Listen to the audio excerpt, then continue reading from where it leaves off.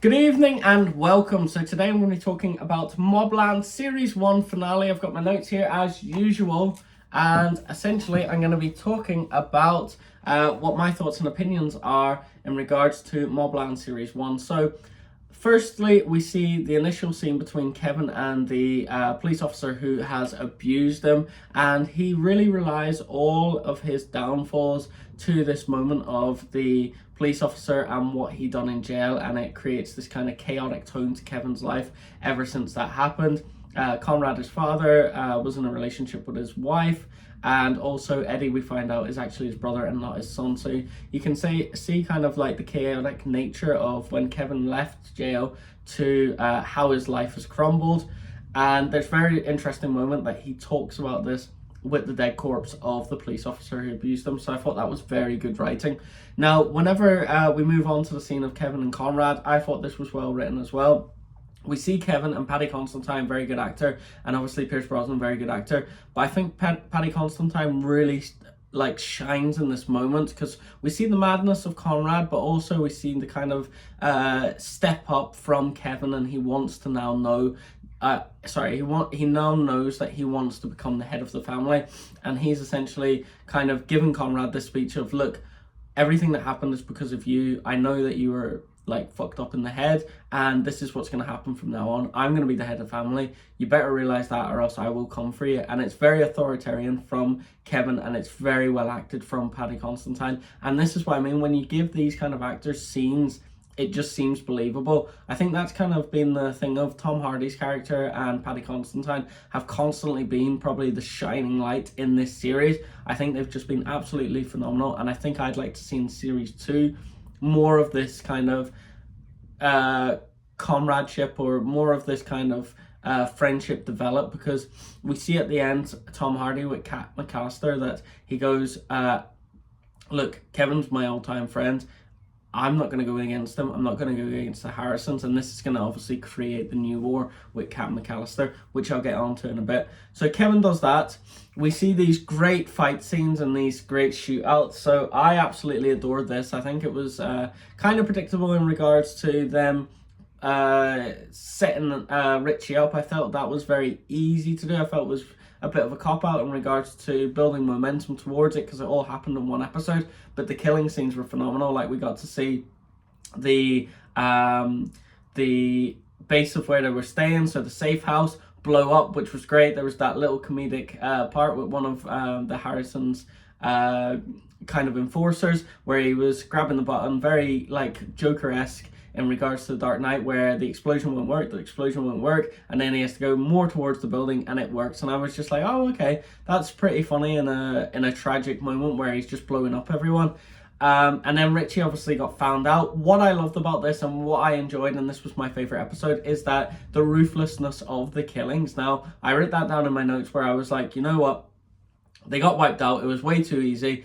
He sent his whole crew over to the safe house to dispose of the Harrisons. I felt that wasn't calculated. Richie's been left to his own devices. Again, not calculated. Who's going to protect him? I know there was a few people, but this is like the crime boss. This is like the family boss. So I felt it was a very easy way of killing off everyone and bringing Kat McAllister in to then create this thing of, right, this is going to be season 2, this is going to be their story, and then it's going to move on to the next story and the next kind of potential boss. So the thing I found as well is that it was never Richie's fault that this happened, and he allowed a lot of things to happen for this not. So you weren't rooting for the Harrigans. So initially for the Stevensons, Richie's son got killed. It wasn't anything that the Harrigans had been had felt. It wasn't like the Harrigan's son had been killed and they were seeking revenge.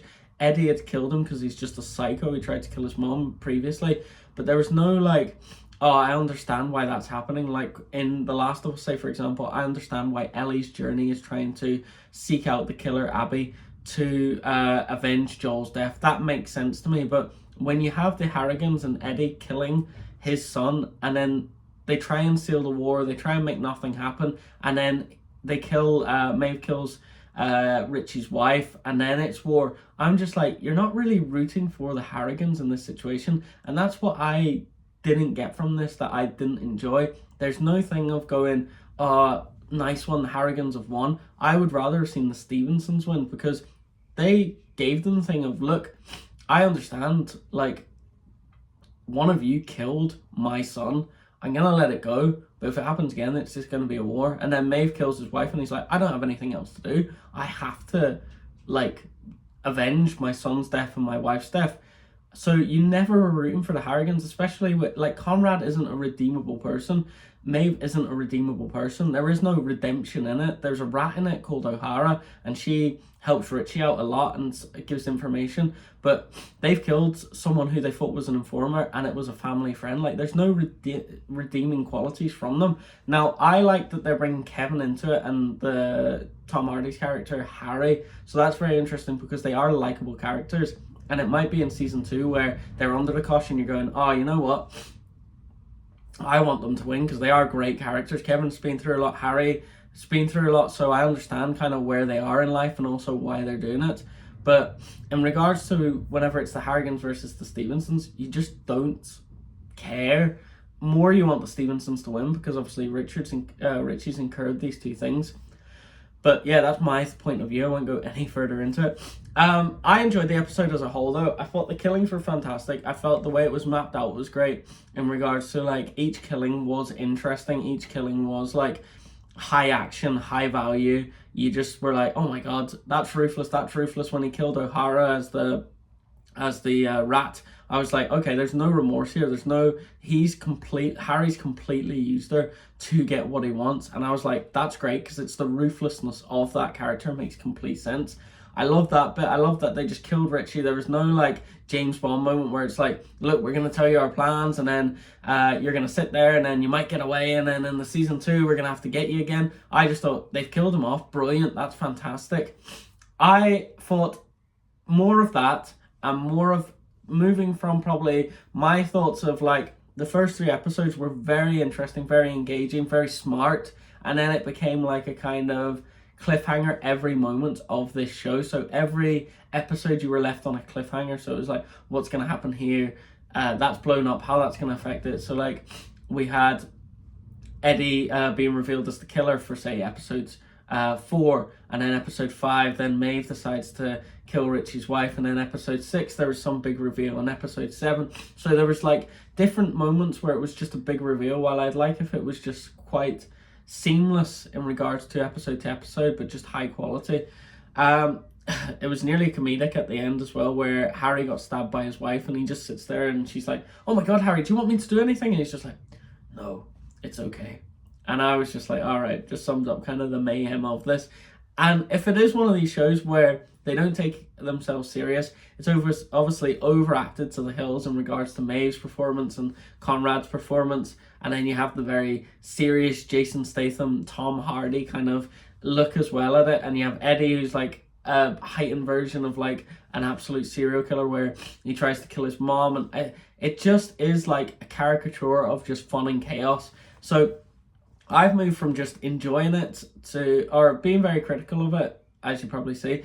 No, but just being less critical of it, to then just having it as a fun watch. And I really think when my transition went to that, I really enjoyed this series 1 episode 10 finale, because it was fun. It was fun to see the killings. It was fun to see the places blow up. It was fun to see that little moment where it was just the enforcer trying to blow up the thing, and he was like, oh, I'm out of range, and then walked up to the building and done it. They were fun moments, and it's just like, all right, these killings are fun. It's very good to see, and it's very seamless in regards to when it's high action and very fun.